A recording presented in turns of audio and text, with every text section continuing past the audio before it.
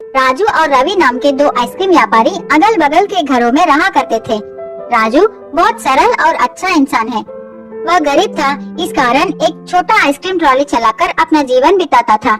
रवि घमंड और ईर्ष्या स्वभाव का था। राजू की उस छोटे ट्रक को देखकर उसका मजाक उड़ाता था। हर दिन सुबह राजू और रवि आइसक्रीम बेचने अलग अलग रास्ते में जाते थे। स्कूल का समय होते ही दोनों वहां पहुंचते थे। स्कूल के सारे बच्चे राजू के पास ही आकर आइसक्रीम खरीदते थे। रवि का आइसक्रीम ट्रॉली तो बहुत सुंदर और बड़ी थी, लेकिन कोई भी रवि के पास आकर आइसक्रीम नहीं खरीदता। उतने में एक गरीब लड़का रवि के पास आकर कुछ खाने के लिए मांगता है। रवि उससे चिढ़कर वहाँ से चले जाने को कहता है। बच्चा बहुत दुखी हो गया, एक बेंच पर बैठकर भूख से रोने लगा। राजू को उस बच्चे की ऐसी हालत देखकर अपनी बचपन याद आई। राजू की बचपन भी ऐसे ही भी थी, वो भी एक अनाथ था।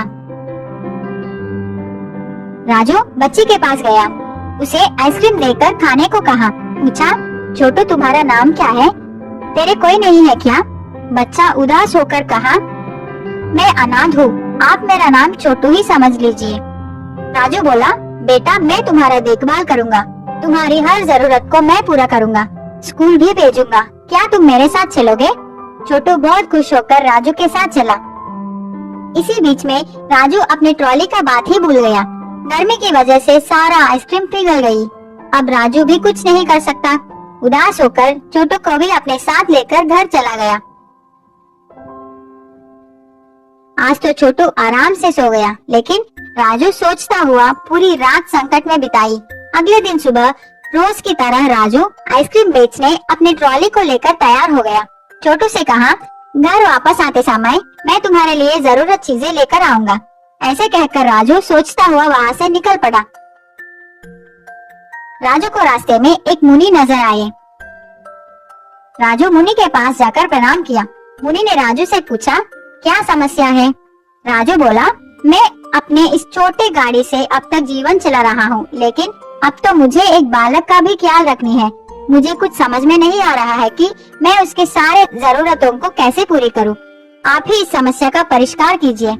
मुनि ने कहा, मैं सब समझ गया, मैं तुझे एक बड़ा जादुई आइसक्रीम ट्रॉली दे रहा हूँ, अब यही तुम्हारी समस्याओं को संभालेगी। राजू खुशी से मुनि को धन्यवाद करके उस ट्रॉली को लेकर चला गया।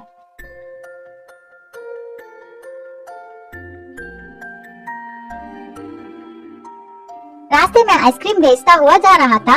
इतने में उसको शक लगा कि इतने सारे आइसक्रीम कहाँ से आ रहे हैं, मैं तो इतना नहीं लाया। वह डब्बे को खोलकर देखा तो राजू चौंक गया।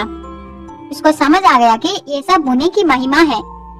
रोज की तरह राजू स्कूल के पास आ गया। रवि को राजू की इस नई ट्रॉली को देखकर जलन होने लगा। राजू को इस दिन अच्छा व्यापार हुआ, बहुत पैसे भी मिले। उन पैसों से राजू छोटू के लिए नए बैग, पुस्तक, कपड़े खरीदकर घर लौटा। छोटू बहुत खुश हो गया।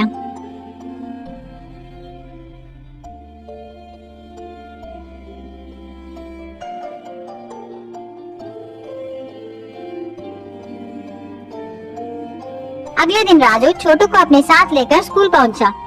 उसी स्कूल में छोटू को ज्वाइन कर दी। राजू का व्यापार अब अच्छी तरह चल रही थी। कुछ दिनों के बाद राजू का जीवन कुछ ज्यादा ही बदल गया, बहुत धनवान हो गया। छोटू भी बहुत खुश है। रवि राजू की इस खुशी को सह नहीं पाया। उसको लगा, क्या ये आदमी आइसक्रीम बेच के इतना ज्यादा कैसे कमा रहा है? जरूर इस ट्रॉली में कुछ तो गड़बड़ है। मैं आज रात ही इस बात को पता लगाऊंगा। रात का समय, सब लोग सोने के बाद रवि चुपके से राजू की आइसक्रीम ट्रॉली के पास आकर ट्रॉली के अंदर देखा। उसको तो खाली आइसक्रीम छड़ी दिखाई पड़ी, लेकिन शक के कारण रवि एक हथौड़े से मार मार कर उस ट्रॉली का सर्वनाश कर दिया। रवि को लगा कि कोई जाग गया है। वह तुरंत वहाँ से भाग गया।